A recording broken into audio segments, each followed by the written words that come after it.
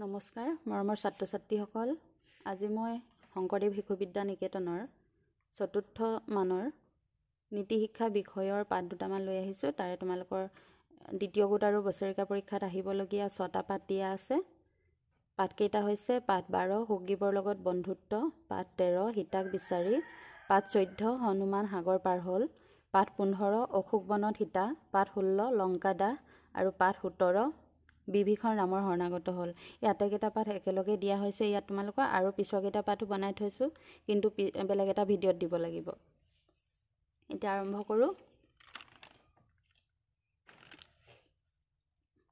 দ্বাদশ অধ্যায় পাঠ 12 সুগ্ৰীবৰ লগত বন্ধুত্ব।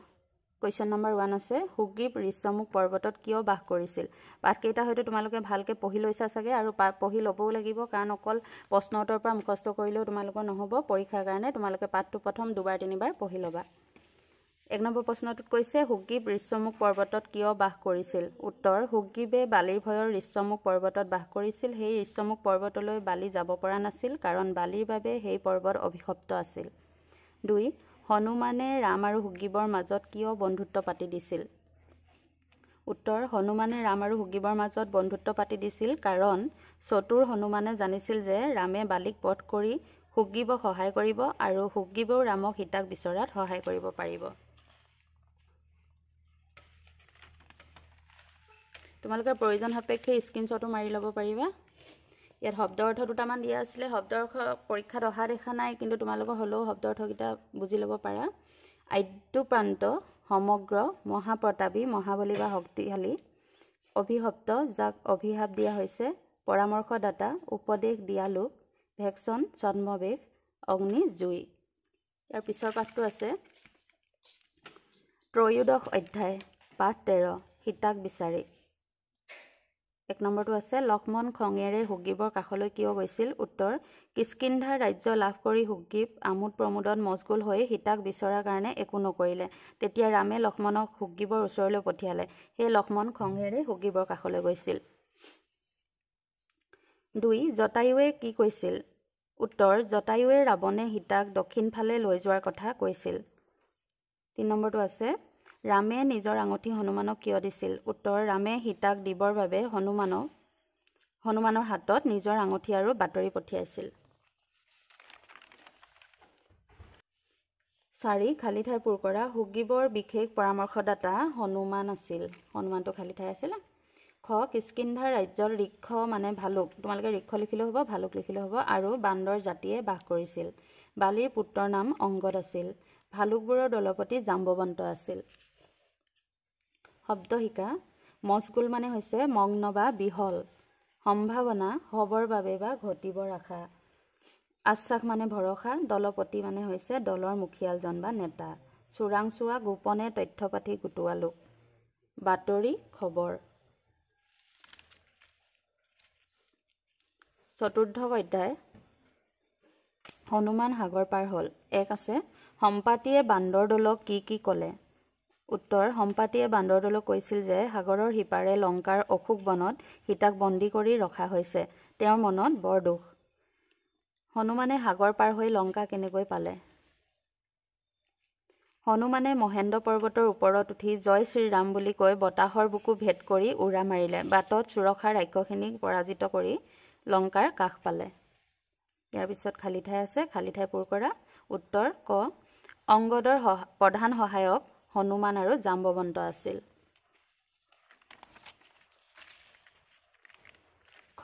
জটায়ুৰ ভায়েকৰ নাম সম্পাতি আছিল। গ. হনুমানে বাটত সুৰক্ষা ৰাক্ষসিনীক পালে। পঞ্চদশ অধ্যায় পাঠ 15 অশোক বনত সীতা। 1. লংকাক সোণৰ লংকা বুলি কিয় কোৱা হৈছিল? উত্তৰ, লংকাৰ বিশাল ভৱনবোৰত সোণ ৰূপৰ কাৰুকাৰ্য কৰা আছিল বাবে লংকাক সোণৰ লংকা বুলি কোৱা হৈছিল। 2. হনুমানে বিভীষণক কিদৰে লগ পালে? উত্তৰ, ৰাতি হনুমানে বেলেগ ৰূপ লৈ বেশ সলাই লংকা নগৰৰ ভিতৰত ঘূৰি থাকোঁতে এটা সোণৰ বিশাল ভৱনৰ ভিতৰত এটা ভগৱানৰ মন্দিৰ আৰু তুলসী গছৰ লগতে এজন দিব্য পুৰুষে ভগৱানৰ পূজা কৰি থকা দেখিলে। তেওঁৱেই আছিল বিভীষণ। তেওঁ অতি সৎ আছিল, গতিকে হনুমানে নিজৰ পৰিচয় দিলে আৰু দুয়ো সন্তোষ হ'ল। 3 নম্বৰটো আছে হনুমানে ৰাৱণৰ উপবনখন কিয় উচ্ছন কৰিলে উচ্ছন মানে বুজি পাইছা না ভাঙি চিঙি পেলালে উত্তৰ হনুমানে ভোক লাগিছে বুলি সীতাইৰ পৰা অশোক বনৰ ফল খাবলৈ অনুমতি বিচাৰিলে সীতাই আজ্ঞা দিয়াত হনুমানে গছৰ ওপৰত জপিয়াই ফল খাবলৈ ধৰিলে আৰু ৰাৱণৰ উপবনখন উচ্ছন কৰিলে 4 সীতা কোন বনত আছিল উত্তৰ সীতা অশোক বনত আছিল 5 হনুমানে সীতাক লগ পাই কি দিলে উত্তৰ হনুমানে সীতাক লগ পাই ৰামৰ আঙঠিটো আৰু ৰামৰ বাতৰি দিলে ষোড়শ অধ্যায় পাঠ 16 লংকা দাহ প্ৰথমে খালি ঠাই দিয়া আছে তোমালোকৰ খালি ঠাই পূৰ কৰা উত্তৰ ক হনুমানে এক খোচাত অক্ষয় কুমাৰক মাৰি পেলালে খ মেঘনাদ ৰাৱণৰ পুতেক আছিল গ সীতাই হনুমানক নিজৰ চূড়ামণি দিলে 2 বিভীষণে ৰাৱণক কি কৈছিল উত্তৰ বিভীষণে ৰাৱণক ক'লে যে এই বান্দৰটো অৰ্থাৎ হনুমান দূত হৈ আহিছে দুটক মাৰিব নাপায় 3 নম্বৰ প্ৰশ্নটো আছে হনুমানে বিভীষণৰ ঘৰটোত কিয় জুই লগাই নিদিলে কেতিয়া বাৰু যেতিয়া গোটেই লংকাখন নিজৰ নেজত লগা জুইৰে জ্বলাই দিছিলে তেতিয়া কিন্তু বিভীষণৰ ঘৰটো জ্বলোৱা নাছিলে কিয় জ্বলোৱা নাছিলে উত্তৰ বিভীষণ ৰামৰ ভক্ত আছিল বাবে হনুমানে বিভীষণৰ ঘৰটো জুই লগাই নিদিলে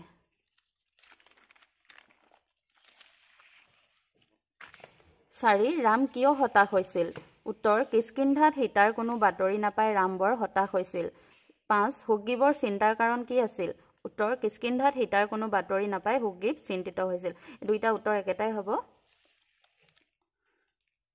সপ্তদশ অধ্যায় পাঠ 17 বিভীষণ ৰামৰ শৰণাগত হ'ল 1 খালি ঠাই পূৰ কৰা ক ৰাৱণৰ ৰাণীৰ নাম মণ্ডোদৰী আছিল বিভীষণে ৰাৱণক কৈছিল মই অধৰ্ম কৰিবলৈ আপোনাৰ লগ লাগিব নোৱাৰো গ মাল্যবান ৰাৱণৰ মন্ত্ৰী আছিল 2 মণ্ডোদৰীয়ে গিৰিয়েকক কি পৰামৰ্শ দিছিল মণ্ডোদৰীয়ে গিৰিয়েকক মানে ৰাৱণক উত্তৰ মণ্ডোদৰীয়ে গিৰিয়েকক এইদৰে পৰামৰ্শ দিছিল লোকৰ তিৰোতা হৰণ কৰি অনা অন্যায় আপুনি সীতাক সন্মানে উভতাই দিয়ক 3 ৰাৱণে ক্ৰুদ্ধ হৈ বিভীষণক কি কৈছিল মানে খঙেৰে উত্তৰ ৰাৱণে ক্ৰুদ্ধ হৈ বিভীষণক কৈছিল তই ভাতৃদোহী আৰু ৰাজদোহী তই লংকাৰ পৰা বাহিৰ হৈ ৰামৰ কাষলৈ যা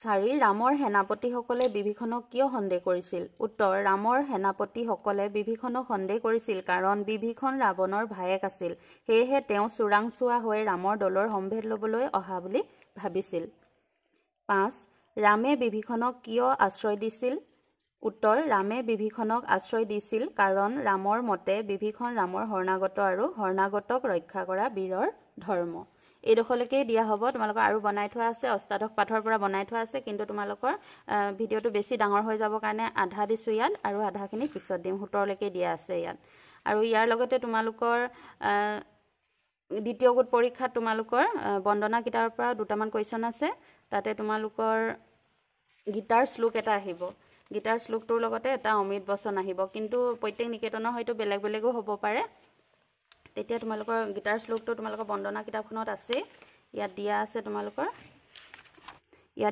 অষ্টাদশ শ্লোক গীতা দিয়া আছে অৰ্জুন ৱাচ বুলি তোমালোকৰ অৰ্জুনে মানে কৃষ্ণক কি কৈ আছিলে নিমিত্তানি চ পশ্যামি বিপৰীতানি কেশৱ ন চ শ্ৰুয়ুঃ হনু পশ্যামি হত্ৰা সজনমাহবে তোমালোকৰ প্ৰথম শ্লোকটো বুলি কৈছে নহয় ইয়ালৈকে 1 নম্বৰ শ্লোক হ'ব এইটো শ্লোক মুখস্থ কৰিলে হ'ব আৰু তোমালোকে হলেও বছৰিকা পৰীক্ষাৰ কাৰণে 3টামান কৰি থবা ইয়াৰ পিছতে তোমালোকৰ এটা অমৃত বচনো দিয়া আছে মই ইয়াতে দিয়া আছিলে তোমালোকৰ অমৃত বচন এটা অমৃত বচন তোমালোকৰ পৰাপক্ষত দুটা বাক্যত হলে ভাল হয় কাৰণ তোমালোকৰ কেতিয়াবা উল্লেখ কৰি দিয়ে যে দুটা বাক্যত লিখিবা বুলি ইয়াত এটা দিয়া আছে অমৃত বচন ৰামকৃষ্ণ পৰমহংসই কৈছিল ত্যাগ কৰিবলৈ শিকা সুখী হবা হজ কৰ্ম হজ কথাত নিজকে ব্যস্ত ৰাখা আনন্দিত হবা তোমালোকৰ দ্বিতীয় গোটৰ কাৰণে ইমানে আৰু বছৰিকাৰ পৰীক্ষাৰ কাৰণে যিখিনি আহিবলগীয়া আছে তোমালোকক মই বেলেগ এটা যেতিয়া বেলেগ পাঠকেইটা দিম ইয়াৰ পিছৰ পাঠকেইটা দিওঁতে তেতিয়া তোমালোকৰ বন্দনা কিতাপৰ পৰা কি আহিব তাত উল্লেখ কৰি দিম